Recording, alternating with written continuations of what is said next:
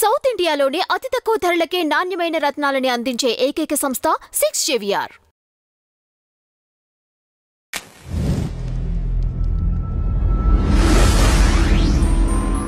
నమస్తే అండి, welcome to our channel. నమస్తే సార్. నమస్తే. The great actor Mohan Babu గారి 50 ఏళ్ల సినీ ప్రస్థానం గురించి చెప్పండి సార్. అంటే మోహన్ బాబు గారి అంటే ఆయన హీరోగా నటించిన మొదటి సినిమా రిలీజ్ అయ్యి 50 ఏళ్ళు అయింది. స్వర్గం నరకం. ఈ సినిమాకి మామూళ్ళయ్య గారని ఆయన ప్రొడ్యూసరు. ఆయనతో పాటు రామతారకం, భాస్కర్రావు అని ఇంకో ఇద్దరు పార్ట్నర్స్ ఉన్నారు కాకినాడ. వీళ్ళు దాసనారాయణరావు గారికి ఫ్రెండ్స్. దాసరి గారితో సినిమా చేయాలి అనే ఉద్దేశంతో వీళ్ళు అంటే అంతకుముందు కూడా ఆయనతో జర్నీ ఉంది వీళ్ళది. అయితే దాసనారాయణరావు గారి 10వ సినిమా ఇది స్వర్గం నరకం అనేది. తాత మనవడుతో ఆయన ప్రయాణం మొదలైంది.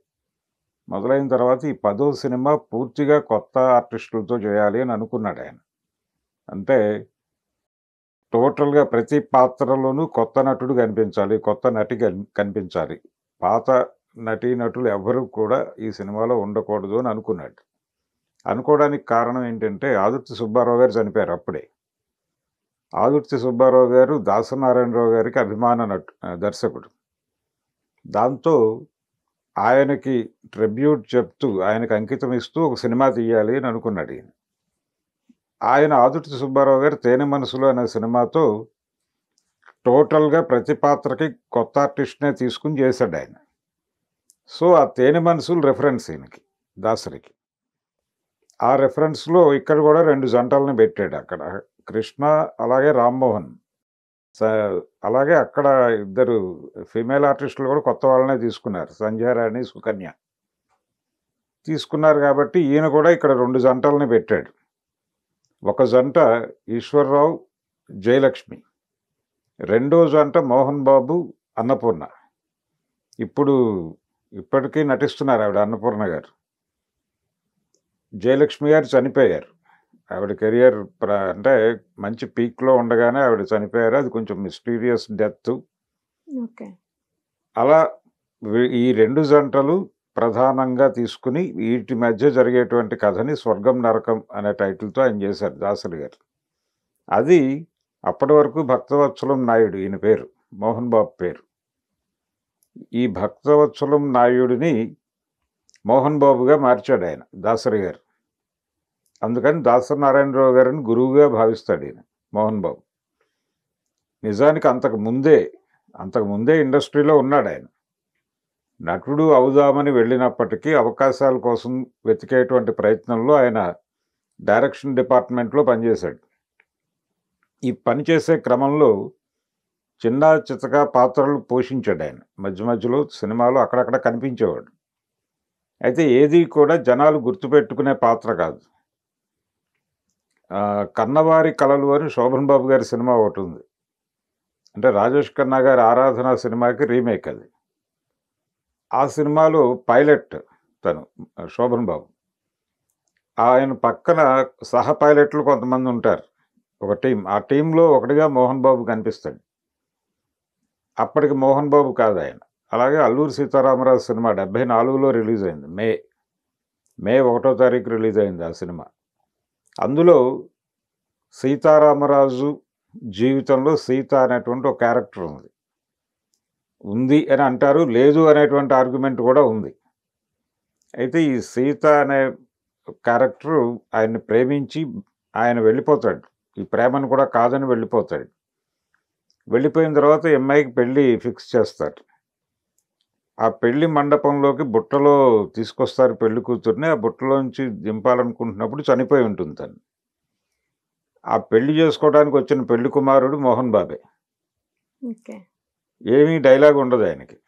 జస్ట్ ఆ బుట్ట తీసుకొచ్చి పెళ్లి కుమార్తె చనిపోయింది అంటారు. ఇతను పెళ్లిపేటల నుంచి లేచి నిలబడతాడు, అంతే షార్ట్. ఇలా ఒక 5-6 సినిమాల్లో ఆయన కనిపిస్తాడు. ఒక నాగేశ్వరరావు గారి సినిమాలో కూడా ఎక్కడో కనిపిస్తాడు ఆయన. ఇలా నడుస్తూ ఉన్న టైంలో ఆయన ఈ స్వర్గం నరకంలో క్యారెక్టర్ కోసం ప్రయత్నం చేస్తూ విజయవాడ వచ్చాడు ఆయన. విజయవాడలో షూట్ జరిగింది అది. వచ్చిన టైంలో ఆ క్యారెక్టర్కి ముందు ఇంకో ఇద్దరు ముగ్గురిని అనుకున్నాడు ఆయన. ఆ అనుకున్న వాళ్ళల్లో జీవా కూడా ఉన్నాడు. అయితే జీవాకి కమ్యూనికేషన్ ప్రాపర్గా లేకపోవడం, ఆయన కమ్యూనికేషన్ అంది వచ్చే టైంకి ఇక్కడ మోహన్ బాబు ఫిక్స్ అయిపోయి ఉన్నాడు. ఇదే టైంలో విజయవాడకు చెందిన ఒక ట్రాన్స్పోర్ట్ బిజినెస్లో ఉన్న అతన్ని కూడా ఆ క్యారెక్టర్ కోసం అనుకున్నారు. అతను దాసరి గారికి నచ్చలేదు. ప్రొడ్యూసర్ల వైపు నుంచి ప్రపోజల్ అది. ఫైనల్గా ఇతనైతే బాగుంటుంది అనుకున్నారు. ఆ టైంకి ఇతను అంటే మెడ్రాస్ నుంచి తెప్పించాలనుకున్నారు, కానీ అతను ఇక్కడే ఉన్నాడు ఆ క్యారెక్టర్ కోసం అని తెలిసి వెంటనే తీసుకుని షూట్ మొదలుపెట్టారు. బుజ్జులు అనే ఒక ఆయన ఉండేవాడు ఆ రోజుల్లో విజయవాడలో. వాళ్ళ ఇంట్లో షూట్ మొదలైంది అది. అలా టోటల్గా విజయవాడలోనే తీశారు సినిమాని. ఆ సినిమాలో ఏంది నెగిటివ్గా మొదలై పాజిటివ్గా ఎండ్ అయ్యేటువంటి క్యారెక్టర్ మోహన్ బాబుది. ఈశ్వరరావుది పాజిటివ్గా మొదలై నెగిటివ్గా ఎండ్ అయ్యేటువంటి క్యారెక్టర్. అలా రివర్స్ క్యారెక్టర్లు చేశారు. ఈశ్వరరావు గారికి చాలా పేరు వచ్చింది ఆ సినిమాలో మోహన్ బాబు కంటే కూడా.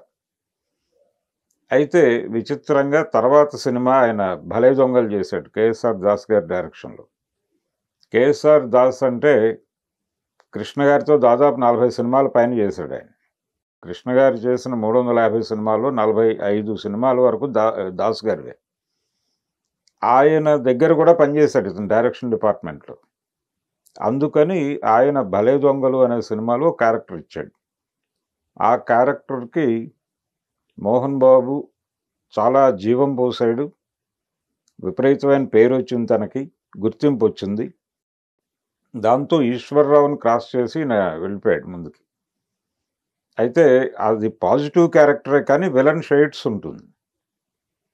యాక్చువల్గా ప్రాణ్ లాంటి వాడు, సత్యనారాయణ లాంటి వాడు చేయదగిన పాత్ర అది. ఆ క్యారెక్టర్ని మోహన్ బాబు తనదైన పద్ధతిలో చేశాడు. రెండోది, మోహన్ బాబు అభిమానించే నటుడు నాగభూషణం గారు. నాగభూషణం గారితో కలిసి నటించాడు ఆ సినిమాలో మోహన్ బాబు. అలా ఆయనకి ఇమేజ్ తీసుకొచ్చిన సినిమా భలే దొంగలు. ఆ తర్వాత ఇమ్మీడియట్గా అదే బ్యానర్ త్రిమూర్తి మూవీస్, అదే బ్యానర్లో కేఎస్ఆర్ దాస్ గారి డైరెక్షన్లోనే దొంగలకు దొంగ సినిమా, కృష్ణ గారే అందులో కూడా హీరో. ఆ సినిమాలో కృష్ణ గారి తమ్ముడు పాత్ర, అది నెగిటివ్గా కనిపించే పాజిటివ్ క్యారెక్టర్. అది కూడా అది విపరీతంగా పేరు తీసుకొచ్చింది. ఇక అక్కడి నుంచి ఆయన వెనక్కి తిరిగి చూసుకోలేదు. విలన్ వేషాలు చేశాడు ఆయన. అయితే మోహన్ బాబు ఎప్పుడూ కూడా మెయిన్ విలన్గా తక్కువ సినిమాలే చేశాడు ఆయన. అంటే 16 ఏళ్ల వయసు ఇలాంటి సినిమాల్లో ఆయన మెయిన్ విలన్గా కనిపిస్తారు, కానీ పెద్ద హీరోల సినిమాల్లో అంటే అప్పుడు రామారావు గారు, నాగేశ్వరరావు గారు, కృష్ణ, శోభన్ బాబు వీళ్ళ సినిమాల్లో రావు గోపాలరావు లాంటి వాడు ప్రధాన విలన్గా ఉండి ఆ విలన్ కుమారుడిగా మోహన్ బాబు కనిపించేవాడు. అలా రావు గోపాలరావు గారికి చాలా సినిమాల్లో కొడుగ్గా మోహన్ బాబు కనిపిస్తాడు. ఇలా మొదలైంది ఆయన ప్రయాణం. ఈ జర్నీలోనే ఇప్పటి వరకు తెలుగు సినిమాలో ఎవరు ఎఫర్ట్ చేయనటువంటి ఒక క్యారెక్టర్ ఆయన చేశాడు. అంటే పొయిటిక్ విలని. పొయిటిక్ విలని అనే పదమే కొంచెం విచిత్రంగా కనిపిస్తుంది. అంటే ఆయనకు అద్భుతమైన సాహిత్య స్పృహ ఉంటుంది, విపరీతంగా చదువుతాడు, మాట్లాడితే కవిత్వం చెప్తూ ఉంటాడు, కానీ విలన్. అలా ఒక క్యారెక్టర్ని గోరంత దీపం సినిమా కోసం ముళ్ళపూడి వెంకటరమణ గారు క్రియేట్ చేశాడు. దాన్ని మోహన్ బాబు గారు చాలా అద్భుతంగా నటించాడు. ఆయన చాలా పేరు తెచ్చినటువంటి క్యారెక్టర్ అది. అందులో అంటే మోహన్ బాబు గారికి ఎర్లీ డేస్లో ప్రతి క్యారెక్టర్కి ఏదో ఒక ఊతపదం ఉండేది. ఎట్లా కొట్టాను దెబ్బ అంటాడు ఒక సినిమాలో 16 ఏళ్ల వయసులో. అలాగే చక్రమే రక్కర్ అంటాడు దాస్ గారి సినిమాలో. ఇలా ఒక ఊతపదం ఉండేది ఆయనకి ప్రతి సినిమాలోనూ. ఇలా అంటే అన్ని విధాలుగాను జనాల్ని ఎలా అట్రాక్ట్ చేయాలి అంటే తన వైపు దృష్టి మళ్లించాలి ఆడియన్స్ది. అలా ఆడియన్స్ అటెన్షన్ని ఎలా గ్రాబ్ చేయాలి అనే విషయంలో తనకి కొన్ని టెక్నిక్స్ తెలుసు నటుడిగా. అందులో ఒకటి డైలాగ్లో విరుపులు. అలాగే పొయిటిక్ విలనీ గురించి మనం మాట్లాడుకున్నాం. ఈ పొయిటిక్ విలనీతో పాటు కామెడీ విలనీ చేయటం కూడా ఆయన చాలా అద్భుతంగా రక్తి కట్టించేవాడు మోహన్ బాబు. అందుకు చాలా ఉదాహరణలు ఉన్నాయి. అయితే బుచ్చిబాబు లాంటి సినిమాల్లో చాలా అద్భుతంగా చేశాడు ఆయన. కానీ ఆయనకి కామెడీ విలని అనగానే మోహన్ బాబు అనగానే గుర్తొచ్చేది దేవతలో క్యారెక్టర్. దేవతలో చాలా అంటే ఒక బెంచ్ మార్క్ క్రియేట్ చేశాడు. ఎవరైనా కామెడీ విలని చేయాలంటే ఒకసారి ఆ సినిమా చూడాలి. చాలామంది రంగస్థల నటుల మీద కూడా ఆ రోజున మోహన్ బాబు ప్రభావం ఉండేది. ముఖ్యంగా డైలాగుల విరుపులో. అంటే ఆ రోజుల్లో చాలా కాలేజెస్లో అంటే వార్షికోత్సవం సందర్భంగా నాటకాలు వేసేవాళ్ళు. ఆ నాటకాలు వేసే నటుల్లో ఎవరికైనా విలన్ క్యారెక్టర్ వస్తే వాళ్ళు ఇమ్మీడియట్గా మోహన్ బాబుని అడాప్ట్ చేసుకునేవాళ్ళు. అలా ఒక బలమైన ప్రభావం వేశాడు మోహన్ బాబు తెలుగు ప్రేక్షకుల మీద. ఈ టైంలో ఆయన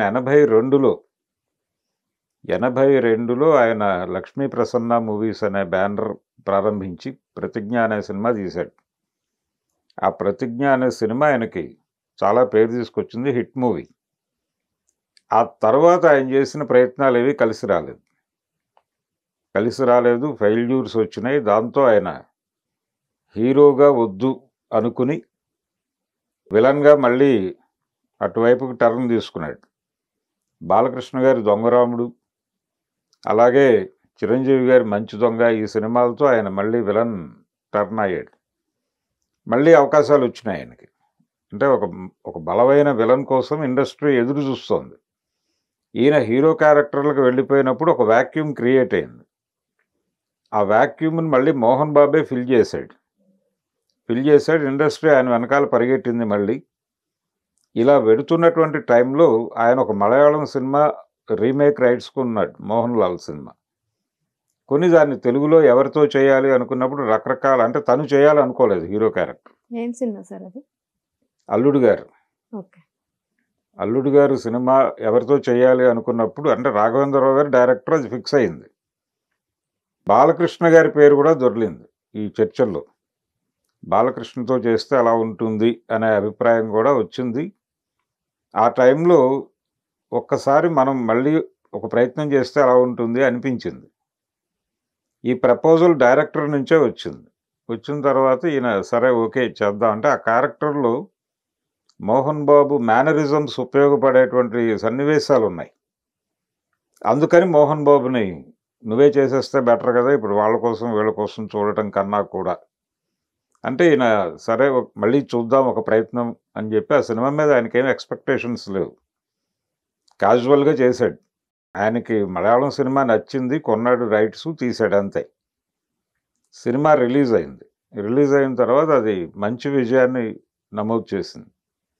దాంతో మళ్ళీ ఆయన హీరోగా మారాడు. అదే టైంలో ఆయన next Paruchuri brothers, B Gopal కాంబినేషన్లో వచ్చిన అసెంబ్లీ రౌడీ ఇంకా ఆయన్ని మళ్ళీ విలన్ వేషాలు చూసే అవకాశం లేకుండా చేసింది. అది ఆ టైంలో చాలా సెన్సేషనల్ హిట్ అది అసెంబ్లీ రౌడీ. పర్టికులర్గా క్యారెక్టర్ విపరీతంగా కనెక్ట్ అయింది జనాలకి. అలాగే మోహన్ బాబుకి మ్యూజికల్ టేస్ట్ చాలా మంచి టేస్ట్ ఉంది ఆయనకి. అంటే ఆయన ఎర్లీ డేస్లో సినిమాల్లో మోహన్ బాబు ప్రేక్షకులు గుర్తుపెట్టుకునే స్థాయి ఇమేజ్ సంపాదించిన తర్వాత ఆ రోజుల్లో ఆకాశవాణిలో ప్రత్యేక జనరంజని కార్యక్రమాలు వచ్చాయి. ఇప్పుడు ఎలాగైతే ఆర్టిస్టులని యూట్యూబ్ ఛానల్స్ వెళ్ళి ఇంటర్వ్యూలు చేస్తున్నాయో, ఆ రోజుల్లో ఆకాశవాణి వాళ్ళు ప్రత్యేక జనరంజని అనే పేరుతో ఆ టైంలో ఫామ్లోకి వస్తున్న ఆర్టిస్ట్ని కూర్చోబెట్టి ఒక 1 hour ఇంటర్వ్యూ చేసేవారు. అలా ఆయనతో ఆ రోజుల్లో 79 ఆ టైంలో ఒక ప్రత్యేక జనరంజన్ వచ్చింది విజయవాడ స్టేషన్ నుంచి. దాంట్లో ఆయన మాట్లాడిన మాటలు, కొన్ని పాటలు ప్లే చేస్తారు దానిలో. వాళ్ళని బాగా ఇన్స్పైర్ చేసినటువంటి మ్యూజిక్ ఆల్బమ్స్ అన్నీ ఆ రోజు ప్లే చేస్తారు. ఆయన ఘంటసాల గారి పుష్ప విలాపం ఇవన్నీ ప్లే చేయించాడు ఆ రోజు. దాంతో ఇతను విలన్గా కనిపిస్తాడు కానీ ఇతనిలో కొంత ఈస్థెటిక్స్ ఉంది, అలాగే ఒక పొయిటిక్ ఇది ఉంది, అలాగే మంచి మ్యూజిక్ లవర్ ఇతను అనేటువంటి ఒక ఇంప్రెషన్ జనాల్లో పడింది ఆ ప్రత్యేక జనరంజన్ నుంచి. మోహన్ బాబు సినిమాల్లో కూడా పాటలు బాగుంటాయి. అది దానికి ఆయన అంటే అల్లుడు గారి సినిమాకి మహాదేవన్ గారిని తీసుకోవటం, ఆ తర్వాత ఆయన మొత్తం జర్నీ అంతా కూడా మ్యూజిక్ బాగుంటుంది ఆయన సినిమాల్లో. ఈవెన్ పెదరాయుడులో పాటలు కావచ్చు, యేసుదాస్ గారితో పాటలు పాడించుకోవటం, అది గృహప్రవేశం సినిమా నుంచి మొదలైంది. అది ప్రభాకర్ రెడ్డి గారి సొంత సినిమా. అందులో మొదటిసారి ఆయనకి యేసుదాస్ గారు పాడారు. ఇక అక్కడి నుంచి తన సినిమాల్లో యేసుదాస్తో కనీసం 2 పాటలు పాడించడం అనేది ఒక ఆనవాయితీగా మారిపోయింది. మోహన్ బాబు గారి స్ట్రాంగ్ పాయింట్ ఏంటంటే ఆయన చాలా ఎమోషనల్గా నటించగలడు. అలాగే ఆయన డైలాగ్ చెప్పటంలో ఏ మాడ్యులేషన్లోనైనా కానీ డైలాగ్ను చాలా ఎఫెక్టివ్గా చెప్పగల ఆర్టిస్టు అనేటువంటి ఒక ఇమేజ్ సంపాదించుకున్నాడు ఆయన. ఆ ఇమేజ్ మీద దాని మీద వర్కౌట్ అయ్యే క్యారెక్టర్సే ఆయనకి సక్సెస్లు ఇచ్చినాయి. ఏ సినిమా అయినా కావచ్చు, అది అసెంబ్లీ రౌడీ కావచ్చు, పెదరాయుడు కావచ్చు. అలాగే ఆయన ఇంకొక రీమేక్ చేశాడు మలయాళం నుంచి, అది కూడా రవిరాజ పినిశెట్టితో చేసినటువంటి సినిమాలు ఆయనకు మంచి పేరు తీసుకొచ్చినాయి. రాయుడు అని ఒక సినిమా చేశాడు పెదరాయుడు తర్వాత. ఈ రెండిటికంటే ముందు ఎం ధర్మరాజు ఎంఏ అని ఒక సినిమా చేశాడు. నిజానికి అప్పటికి కొంచెం క్రైసిస్లో ఉన్నాడు ఆయన. 2-3 ఫ్లాపులు చూసి ఉన్నాడు. ఆ టైంలో తనలో ఉన్న బలాలు అంటే కొంత నెగిటివ్ షేడ్ ఉన్నటువంటి పాజిటివ్ క్యారెక్టర్స్ తను బాగా ప్లే చేయగలడు. అది తన స్ట్రాంగ్ పాయింట్గా ఆయన ఫీల్ అయ్యాడు. దానికి సెట్ అయ్యే క్యారెక్టర్ అది ఎం ధర్మరాజు ఎంఏ. అది చేశాడు ఆయన. విపరీతమైన పేరు వచ్చింది ఆ క్యారెక్టర్లో. ఒక రకంగా అంటే ఎటువంటి భేదాభిప్రాయాలు లేకుండా థియేటర్లోంచి బయటకు వచ్చిన ప్రతి వాళ్ళు బాగుందన్నారు సినిమాని. అక్కడి నుంచి మళ్ళీ ఒక వేవ్ మొదలైంది ఆయన. ఇప్పటికీ ఎవరైనా వెళ్ళి ప్రాపర్ విలన్ క్యారెక్టర్ ఇస్తే చేయడానికి సిద్ధంగా ఉన్నాడు ఆయన ఈ రోజుకి. మోహన్ బాబు అంటే కేవలం హీరో కాదు. మోహన్ బాబు అంటే తనతో తన సమకాలీనులందరితోనూ కలిసి నటించాడు ఆయన.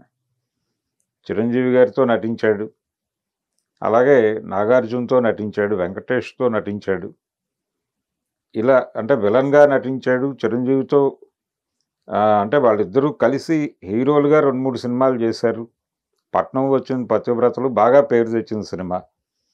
అలాగే కిరాయి రౌడీలు అని క్రాంతికుమార్ గారి సినిమాలో కూడా వీళ్ళిద్దరూ హీరోలుగా చేశారు. మంచి పేరు తీసుకొచ్చిన సినిమాలు ఇవి. ఇలా ప్రతి ఒక్క ఆర్టిస్ట్తోనూ ఆయన ఇండస్ట్రీకి వచ్చిన కొత్తలోనే కొండవీటి సింహం, అలాగే దానికి ముందు సింహబలుడు, ఆ సినిమాల్లో ఎన్టీఆర్తో చేశాడు ఆయన. ఎన్టీఆర్తో అంటే ఆయన చాలా అగ్రెసివ్గా నటించేటువంటి సన్నివేశంలో ఆయనకు ధీటుగా నటించినటువంటి ఒక క్రెడిట్ ఉంది మోహన్ బాబుకి. కొండవీటి సింహం సినిమాలో తల్లి చనిపోయింది, అంత్యక్రియలకి నువ్వు రావాలి అని ఒక దుర్మార్గుడైన కొడుకుని అడగటానికి వస్తాడు తండ్రిగా ఎన్టీఆర్. వచ్చినప్పుడు ఆ పక్కన ఉన్న చిన్న కర్ర ఇలా పడేసి ఇది పట్టుకెళ్ళి నువ్వు అంత్యక్రియలు చేసుకో, నేను రాను అని చెప్పాలి. ఆయన చాలా ఎమోషనల్గా ఉంటాడు. ఆ క్యారెక్టర్ వేరే హీరోతో చేయిద్దామని ట్రై చేశారు, వర్కౌట్ అవ్వలేదు. ఫైనల్గా మోహన్ బాబు అయితే న్యాయం చేస్తాడని ఆయన పట్టుకొచ్చారు. నిజంగానే న్యాయం చేశాడు ఆయన. ఆయన ఏమాత్రము తొణకడు బెనకడు. అంటే ఎన్టీఆర్ చాలా ఆవేశంగా ముందుకొచ్చినప్పటికీ అలా నిలబడతాడు స్టబన్గా. నిలబడి ఆ కర్ర ముక్క ఇచ్చి వెళ్ళి నువ్వు ఏదైనా చేసుకొని ఒక సంబంధం లేదు, నేను రాను అని చెప్పాలి. ఆ సీన్ మోహన్ బాబు తప్ప ఇంకొకళ్ళు చేసే పరిస్థితి కాదు ఆ రోజున. అది అలాంటి క్రెడిట్ సాధించినటువంటి సినిమాలు చాలా ఉన్నాయి ఆయన కెరియర్లో.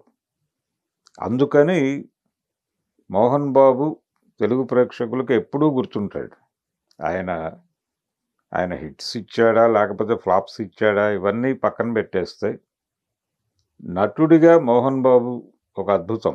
అంటే దాసనారాయణరావు గారు పరిచయం చేసిన బాలచందర్ గారు తమిళ్లో కమల్ హాసన్, రజనీకాంత్లను పరిచయం చేసినట్టుగా ఈయన పరిచయం చేయకపోయినా మురళీమోహన్ దాసరి గారి ప్రోడక్టే.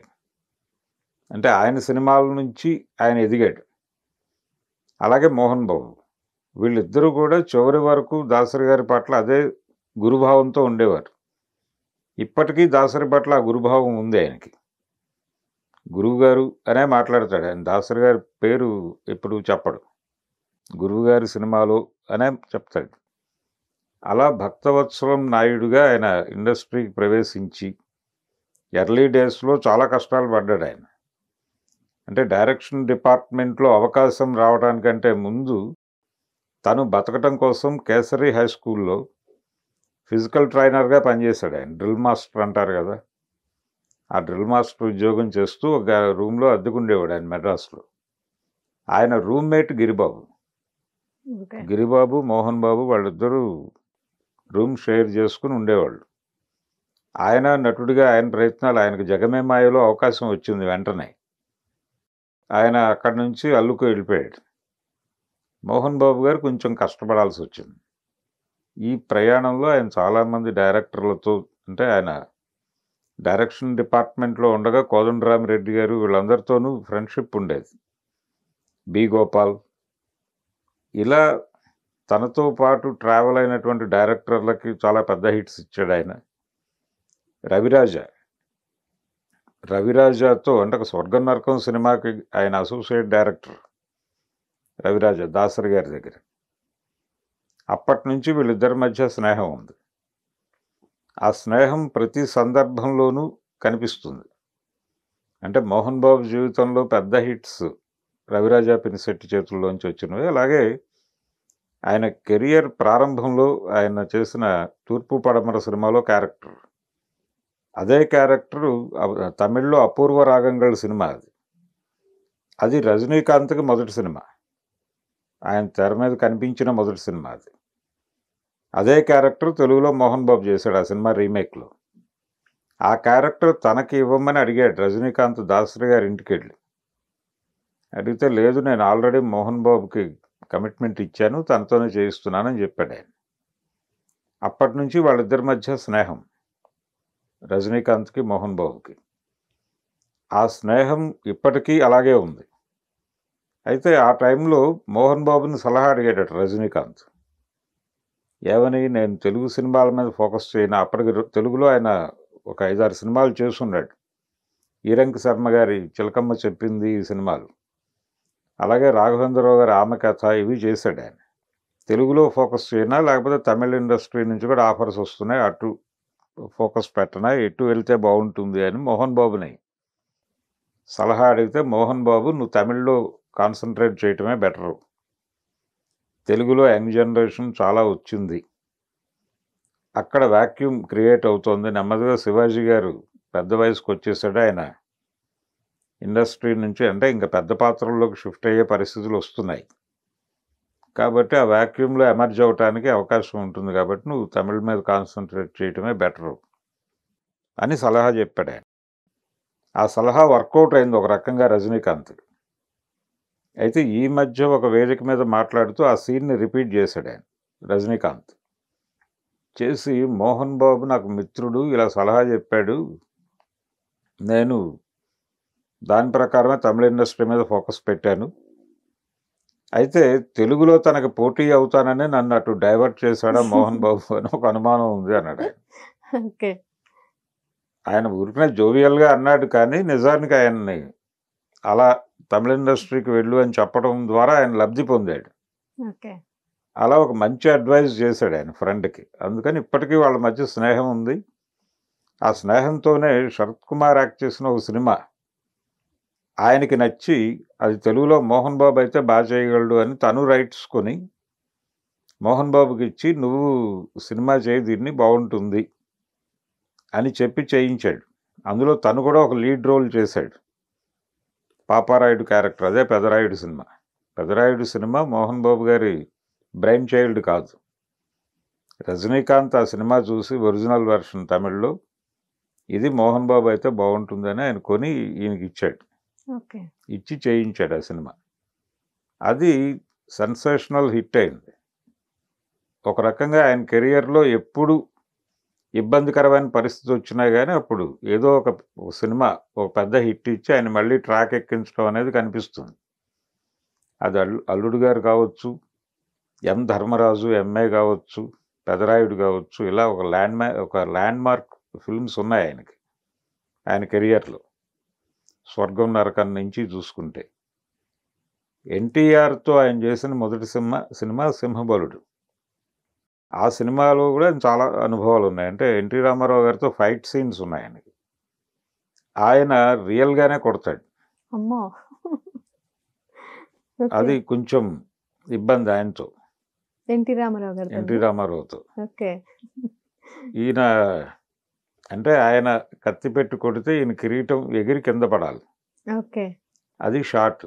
రాఘవేంద్రరావు గారు డైరెక్టరు. ఆయన అప్పటికి చాలా యంగ్, ఎవరూ చెప్పే పరిస్థితి లేదు. ప్రకాష్ రావు గారు ఆ రోజు సెట్లో లేడు. ఈయన కోదండరామిరెడ్డి అసిస్టెంట్ డైరెక్టర్ ఆ సినిమాకి.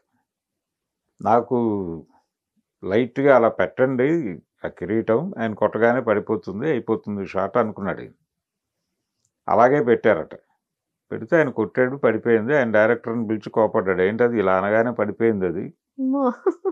ఎమోషన్ లేకుండా. ఓకే. కాబట్టి అలా కుదరదు, మీరు గట్టిగా పెట్టండి. ఓకే. పెట్టిన తర్వాత ఆయన కొడితే ఆయన కిందకు వచ్చి నెక్స్ట్ షాట్ వద్దు, ఈరోజు కుదిరేయండి, నాకు తల దిమ్మెక్కిపోయింది, కొంచెం టైం ఇవ్వండి ఓకే. అని అడిగితే లేదు ఆయనకి. అంటే రామారావు గారు చాలా తక్కువ కాల్ షీట్లు ఇచ్చాడు ఆ సినిమాకి. ఓకే. అందుకని రేపటి నుంచి దొరకడు ఆయన. కాబట్టి ఏదైనా ఇది ఈరోజు కంప్లీట్ అవ్వాల్సిందే, నువ్వు ఏవైనా అనుకో అంటే నా వల్ల కాదు అన్నట్టు. మరి క్యారెక్టర్లు ఎందుకు చేస్తున్నావు, మానేసి ఇంటికి వెళ్ళిపో. ఎవరన్నారు అలా? రాఘవేంద్రరావు గారు. ఓకే. అంటే ఏంటి ఇలా మాట్లాడుతున్నారు, వీళ్ళు కష్టం గుర్తించట్లేదు, మార్నింగ్ నుంచి నేను ఈ ఫైట్లో ఉన్నాను, ఆయనతో తన్నులు తింటూనే ఉన్నాను, ఇంకా ఆయన ఈరోజు ఈవినింగ్ లోపు కంప్లీట్ చేయాలంటాడు ఏమిటి అని చెప్పి చివరికి కోదండరామిరెడ్డి గారి దగ్గర తన బాధను వ్యక్తం చేసి ఆయన చెప్పాడట, అలా ఉండదే, ఆయనదే ప్రయారిటీ, ఆయన డేట్స్ అయిపోతున్నాయి అన్నది వీళ్ళ గొడవ, రేపు ఒక షాట్ ఉంది అది క్లోజ్ చేసేసి వెళ్ళిపోతాడు ఆయన.